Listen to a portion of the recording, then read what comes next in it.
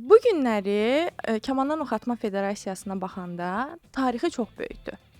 Amma hazırda gənc bir federasiya olaraq inkişaf eləyir. İngilis dilində gözəl bir söz var, challenge. Mən bu federasiyaya gəldikdə mənim üçün məhz o maraqlı idi. Federasiya baxmayaraq ki, 31 il fəaliyyət göstərir, federasiya olaraq onun nailiyyətləri o qədər də çox deyildi və belə gündəmdə olan bir federasiya deyildi. Bir çox digər federasiyalar da mənə dedikdə, bizdə Oxatma Federasiyası Bəli. var. Deyirdim ki, bəli, var və fəaliyyət göstərir. Biz olimpiyadada iştirak edirik. Müxtəlif nailiyyətlərimiz var. Nailiyyət qazanmaq mənim fikrimcə vacibdir, amma o nailiyyət barədə kütləyə də məlumat vermək o da vacibdir.